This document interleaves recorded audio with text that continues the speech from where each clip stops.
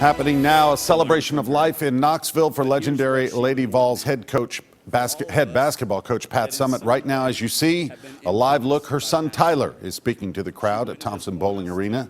Summitt passed away last month at the age of 64 after a battle with Alzheimer's. Also slated to speak at the ceremony, Robin Roberts, Tamika Catchings, and Peyton Manning. We'll keep you posted. News Channel 5's Jonquil Newland has spent the day in Big Orange Country, but it's not only Vol Nation that has turned out to pay their respects. Many mid-state coaches made the trip as well.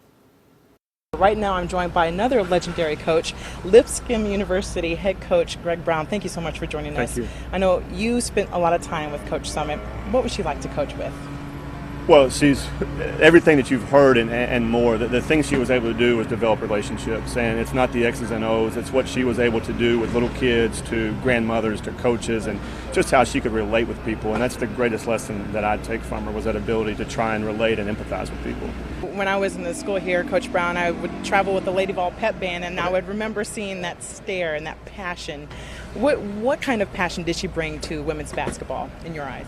Well, she made the game what it is. I mean, she took the game from what it was in the 70s to now to where it's, her ability to affect millions of people. The game has changed. I mean, she literally changed the game in Tennessee from 6-on-6 to 5-on-5. There's nobody even Coach Wooden, I don't think there's an impact that she's had on a game and on people like that. I don't know of any other situation like that in sports. And Coach, what kind of impact did she have on you and your coaching as well?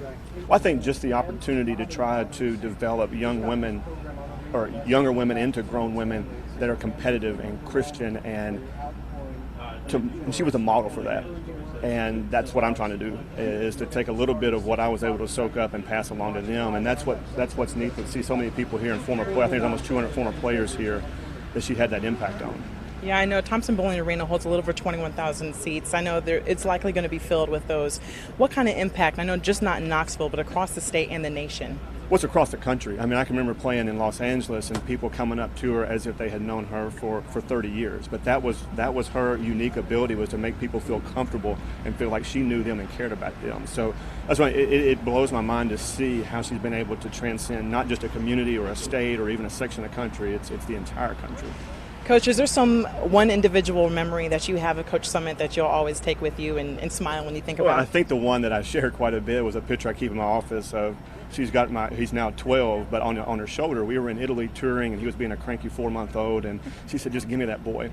And as soon as she throws him on the shoulder, he coos and he was done. And she said, "Now that's how you do it." It showed her competitive side and how she was doing that. But that was her. She loved to have a good time. She loved kids.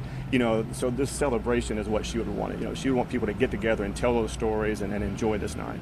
Well said. Thank you so much for your time, Coach Brown. I appreciate it. Thank you. All right. From Knoxville, I'm Jonquil Newland, News Channel 5.